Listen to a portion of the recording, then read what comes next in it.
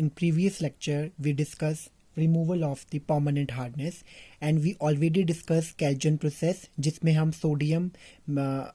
Sodium hexametaphosphate का use करते हैं और जो भी वाटर में जो भी हार्ड वाटर में कैल्शियम और मैग्नीशियम आयन प्रेजेंट होते हैं वो अल्टीमेटली सोडियम हेक्सामेटाफॉस्फेट के साथ एक्सचेंज हो जाते हैं और ये प्रोडक्ट्स बना देते हैं सॉल्युबल प्रोडक्ट्स। ये मैं आपको प्रीवियस लेक्चर में बता चुका हूँ।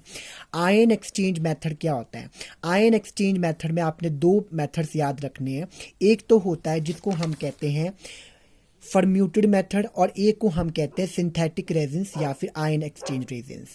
जब आपका सिर्फ कैटाइन मतलब पॉजिटिव चार्ज का एक्सचेंज होता है उसको हम फॉर्म्यूटेड मेथड कहते हैं, और जब आपका पॉजिटिव मतलब कैटाइन और नेगेटिव अनाइन दोनों पॉजिटिव नेगेटिव दोनों का एक्सचेंज हो जाता है उसको हम आयन एक्सचेंज रेजिन्स या फिर सिंथेटिक रेजिन्स कहते हैं। ठीक है, तो दो तरह की प्रोसेसेस आपने यहाँ पे ध्यान रखने हैं कि एक आपका फॉर्म्यूटेड मेथड है और एक आपका सिंथेटिक रेजिन या फिर आयन एक्सचेंज रेजिन्स होते हैं। ठीक है, अब यहाँ पे जो हम सबसे पहले डिस्कस कर रहे हैं, मैंने आपको प्रीवियस लेक्चर में भी थोड़ा सा आइडिया दे दिया था जिसको हम कहते हैं permutit method.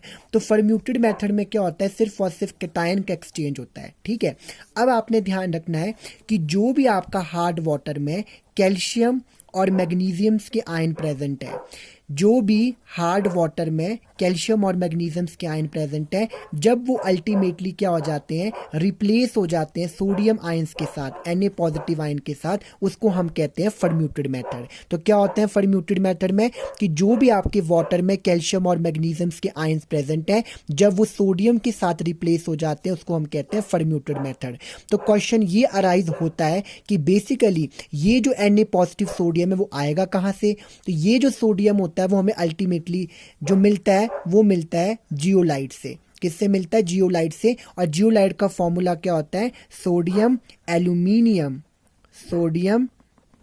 Aluminium silicate is the formula of the zeolite. इसको मैं लिखता हूं Na2, aluminium is Al2Si2O3 dot XH2O। So this is the formula of the sodium aluminium silicate. तो आप देख सकते हो इसमें सोडियम एल्यूमिनियम सिलिकेट में Na पॉजिटिव है।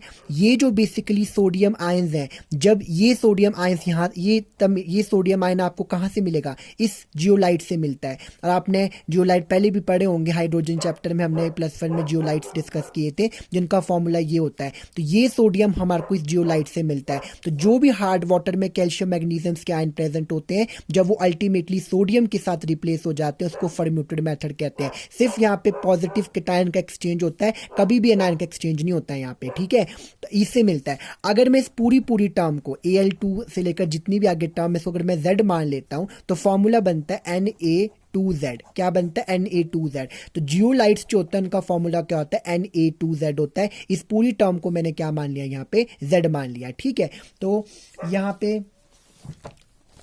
पे आप देख भी सकते हो कि ये जो है Na2Z क्या है? ये जियोलाइट है। जो भी आपके कैल्शियम और मैग्नीशियम के आयन हार्ड वाटर में प्रेजेंट है, जब वो अल्टीमेटली सोडियम जियोलाइट के साथ एक्सचेंज हो जाएंगे, Ca2 पॉजिटिव है और ये Na2 है, तो सोडियम पे पॉजिटिव चार्ज होगा, इसमें Z पे नेगेटिव चार्ज, तो ये Ca जो होगा इसके Na का पॉजिटिव का प्लेस ले लेगा। अब एक्चुअली यहाँ पर भी 2 पॉजिटिव है, सोडियम भी 2 है, तो यहाँ पे आपके पास चार्ज जो पावर है वो न्यूट्रलाइज होगी। मतलब यहाँ पे आपने Ca2Z लिखना है और यहाँ पे Na पॉजिटिव होगा, क्योंकि यहाँ पर भी 2 पॉजिटिव और यहाँ पर भी 2 है ना, तो यहाँ पे चार्ज क्या हो रहे हैं आपके पास? न्यूट्रलाइज हो रहे हैं। ठीक है, तो ये जो आपके पास होगा, ये जो कंपाउंड Na पॉजिटिव का, ये अगेन हार्ड वाटर में जाता है और ये सॉफ्टनिंग प्रोसेस के लिए। तो सिंपल वैसा आपने ये ध्यान रखना है कि ये जो भी हार्ड वाटर में कैल्शियम और मैग्नीशियम के आयन प्रेजेंट है वो अल्टीमेटली सोडियम जियोलाइट के साथ एक्सचेंज हो जाते हैं, उसको हम कहते हैं फॉर्म्यूटेड मेथड। दूसरा प्रोसेस आता है जिसको हम क्या कहते हैं? आयन एक्सचेंज मेथड कहते हैं। अब जो आपका रेजिन प्रोसेस कहते हैं, क्योंकि फॉर्म्यूटेड मेथड और दूसरा हमने पढ़ना था ion exchange resin. Ion exchange resin. तो आयन एक्सचेंज जो रेजिन्स हैं उसको हम और क्या कहते हैं? उसको हम सिंथेटिक रेजिन्स भी कहते हैं, इनको ही हम सिंथेटिक रेजिन्स भी कहते हैं। इसमें अल्टीमेटली क्या होता है?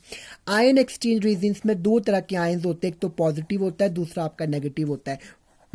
पॉजिटिव वाले को हम कैटाइन कहते हैं नेगेटिव वाले को हम क्या कहते हैं, अनायन कहते हैं। तो जब पॉजिटिव चार्ज का एक्सचेंज होता है उसको हम कटायन एक्सचेंज रेजिन्स कहते हैं या फिर सिंथेटिक रेजिन, और जब नेगेटिव चार्ज का होता है उसको हम अनायन एक्सचेंज रेजिन कहते हैं।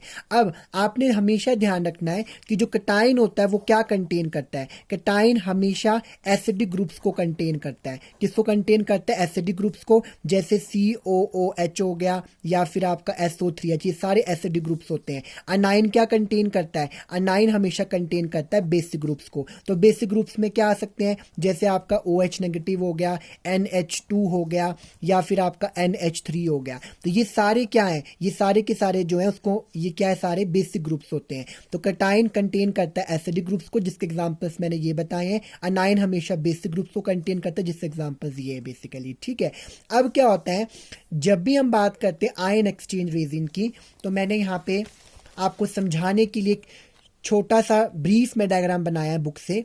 ये चैम्बर नंबर फर्स्ट है और ये आपका चैम्बर नंबर 2 है। चैम्बर नंबर जो फर्स्ट है वो कटायन एक्सचेंज रेजिन का है, चैम्बर नंबर 2 आपका अनायन एक्सचेंज रेजिन का है। सबसे पहले आपको ये पता होना चाहिए कि रेजिन्स क्या होते हैं। क्या होते हैं रेजिन्स? रेजिन्स बहुत बड़े बिग मॉलिक्यूल्स होते हैं, लार्ज मॉलिक्यूल्स होते हैं, जिनका बहुत ही ज़्यादा क्या होता है, हाई मॉलिक्यूलर वेट होता है। तो लिखा है ना मैंने हिंदी में यहाँ पे, रेजिन्स बहुत बड़े मॉलिक्यूल्स होते हैं जिनका हाई मॉलिक्यूलर वेट होता है। और ये मैं आपको ऑलरेडी बता चुका हूँ। कटायन जो होता है वो एसिडिक ग्रुप्स कंटेन करते हैं, जो ये है, और अनायन जो होते हैं वो ग्रुप्स कंटेन करते हैं। तो 2 चैम्बर्स है, इसमें कटायन एक्सचेंज रेजिन है, इसमें अनायन एक्सचेंज रेजिन है, और रेजिन्स मैंने बता दिए यहाँ पे। अब देखो, ये जो रेजिन आपका जिसका बहुत बड़ा मॉलिक्यूल है, ये जब ये एसिडिक ग्रुप को अपने साथ कंटेन करता है, ये मैंने SO3H लिख लिया यहाँ पे, जब ये अपने साथ एसिडिक ग्रुप को कंटेन करता है। अब इस चैम्बर फर्स्ट में कटायन है, तो इसमें बहुत सारे पॉजिटिव आयंस देखने को मिलेंगे आपको। इसमें बहुत सारे H पॉजिटिव आयंस होंगे इसमें बहुत सारे। तो जब अल्टीमेटली इस चैम्बर के पॉजिटिव चार्ज, जो C पॉजिटिव चार्ज है, जब वो अल्टीमेटली किसके साथ, H पॉजिटिव के साथ एक्सचेंज हो जाएगा, तो आपको प्रोडक्ट क्या मिलेगा, आपको ये प्रोडक्ट मिलेगा ultimately SO3 negative C positive, और ये H पॉजिटिव यहाँ से निकल गया। अब जब दूसरा ये जो रेजिन है आपका, ये रेजिन जब आपका बेसिक ग्रुप कंटेन करता है, मान लो इसने NH3 टर्शियरी अमीन ग्रुप कंटेन किया हुआ है, OH नेगेटिव किसको रिप्रेजेंट कर रहा है, बेस को, H पॉजिटिव किसको रिप्रेजेंट करता है, एसिड को। तो इस ये जो आपका चैम्बर है इसमें बहुत सारे अनायन प्रेजेंट होंगे, मतलब इसमें बहुत सारे नेगेटिव चार्ज प्रेजेंट होगा। तो यहाँ पे A नेगेटिव जो है वो अनायन को रिप्रेजेंट कर रहा है। ये A नेगेटिव जब OH नेगेटिव के साथ एक्सचेंज हो जाएगा तो NH3 पॉजिटिव A नेगेटिव बन जाएगा यहाँ पे, और OH नेगेटिव यहाँ से बाहर निकल जाएगा। अब आपने हमेशा ध्यान रखना है कि ये जो H पॉजिटिव और OH नेगेटिव जो यहाँ से निकल रहे हैं अल्टीमेटली, ये कभी भी पानी को हार्ड नहीं बनाते हैं। Very important question. H positive OH negative कभी भी वाटर को हार्ड नहीं बनाते हैं। मतलब कि ये वाटर कैसा होगा, फिर सॉफ्ट वाटर होगा। तो इसी वाटर को हम क्या कहते हैं, डी आयोनाइज्ड वाटर कहते हैं। क्या कहते हैं इस वाटर को, जो H पॉजिटिव और जो OH नेगेटिव यहाँ से पानी की फॉर्म में निकल गया है, जब हमने ये प्रोसेस किया हुआ है, उस वाटर को हम कहते हैं डी आयोनाइज्ड वाटर। ये जो वाटर होता है वो अल्टीमेटली सॉफ्ट वाटर है, और इसको हम डोमेस्टिक पर्पसेज में भी यूज करते हैं, घरों में, हाउस होल्ड में इसका हम यूज करते हैं, ठीक है।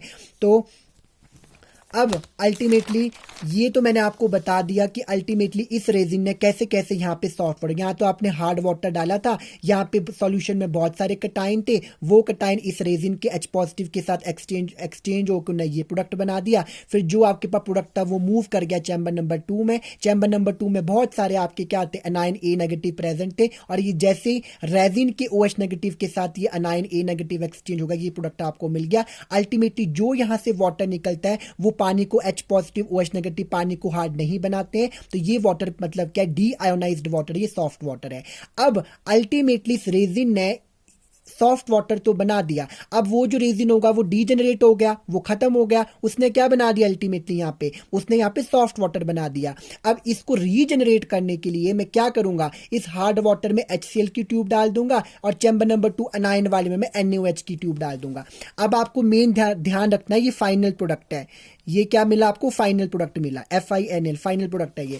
अब इसी फाइनल प्रोडक्ट को मैं क्या करता हूं, देखो अब ये जो मेरा फाइनल प्रोडक्ट मुझे मिला, क्योंकि जो आपका रेजिन है वो अल्टीमेटली डीजेनरेट हो चुका, उसको रीजेनरेट करने के लिए मैं क्या करूंगा, ये जो आपका फाइनल प्रोडक्ट था, मान लो ये मैं कटायन की बात कर रहा हूं यहाँ पे, ठीक है, और कटायन का जो चैम्बर है मैं पहले बता चुका हूं, उसमें मैंने HCl की ट्यूब डाल दी है, ठीक है। ये केटायन का चैम्बर था। ये जो था वो SO3 negative C positive final product मिला था आपको।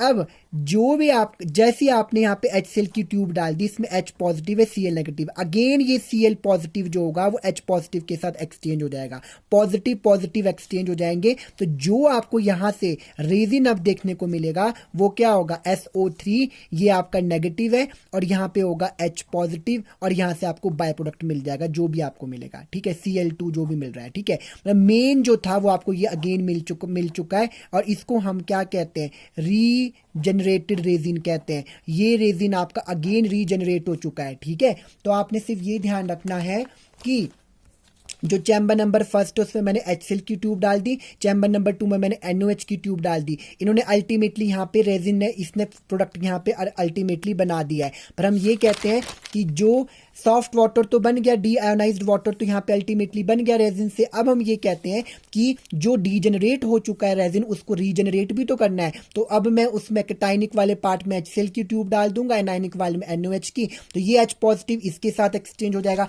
सिमिलरली अगर आपने यहाँ पे बेस का निकालना है तो बेस के लिए क्या होगा, बेस का जो फाइनल प्रोडक्ट था वो क्या था, ये था NH3 पॉजिटिव A नेगेटिव। क्या था, NH3 पॉजिटिव A नेगेटिव, ये था एनाइनिक वाले का, बेसिक वाले पार्ट का। अब इसमें मैंने सोडियम NaOH की ट्यूब डाल दी, तो अल्टीमेटली क्या होगा, ये Na पॉजिटिव, ये OH नेगेटिव है, OH नेगेटिव इसके साथ एक्सचेंज हो जाएगा। तो जो आपको यहाँ से रेजिन मिलेगा अल्टीमेटली वो क्या होगा, रीजनरेट होगा, NH3 पॉजिटिव और यहाँ पे होगा OH नेगेटिव और यहाँ से बाय प्रोडक्ट मिल जाएगा आपको। तो ये जो आपको रेजिन मिल गया है यहाँ से, ये कैसा रेजिन मिला आपको, रीजनरेटेड रेजिन मिल गया, ठीक है। तो ये आपका एक छोटा सा चैप्टर है, छोटा सा एक टॉपिक है जिसको हम कहते हैं permutit method and ion exchange resin method. तो this is a very very important question और ये हार्ड एंड सॉफ्ट वाटर का बड़ा क्वेश्चन आपको फुल क्वेश्चन पेपर में आता है। तो आपको ये मैंने समझा दिया है। So hope you understand this.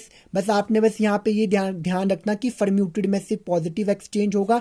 जो भी हार्ड वाटर में कैल्शियम और मैग्नीशियम के आयन प्रेजेंट होते हैं, जब वो अल्टीमेटली सोडियम Na पॉजिटिव के साथ रिप्लेस हो जाते हैं उसको फॉर्म्यूटेड मेथड कहते हैं। और फॉर्म्यूटेड मेथड में वो Na पॉजिटिव आएगा कहाँ से, वो सोडियम Na पॉजिटिव जो होता है वो अल्टीमेटली जियोलाइट से आता है, जिसका फॉर्मूला मैं आपको डिटेल में यहाँ पे बता चुका हूँ। ये वाला फॉर्मूला मैंने आपको बताया था, ठीक है। बाकी इस वाले केस में सिंथेटिक रेजिन या फिर आयन एक्सचेंज रेजिन में ये चैम्बर नंबर फर्स्ट में कैटाइन है, चैम्बर नंबर 2 में अनाइन है। तो अब क्या होगा, रेजिन्स आपके बहुत बड़े बड़े large heavy giant hydrocarbon molecule, बहुत बड़े बड़े मॉलिक्यूल होते हैं। तो अल्टीमेटली इसमें आयन एक्सचेंज में कैटाइन वाले में एसिडिक ग्रुप्स, मतलब कैटाइन एक्सचेंज होगा तो कैटाइन हमेशा एसिडिक ग्रुप्स कंटेन करते हैं ये वाले, और अनाइन हमेशा बेसिक करते हैं। और ये सब मैं आपको डिटेल यहाँ पे बता चुका हूँ। और रीजनरेट कैसे करना है, रीजनरेट आपने ध्यान रखना है कि इस वाले में आपने HCl की ट्यूब डाल देनी, इस वाले में आपने NOH की ट्यूब डाल देनी है, ठीक है। So this is removal of permanent hardness of water. So if you have any doubt, any query, so you should comment me on the comment box, and thank you so much.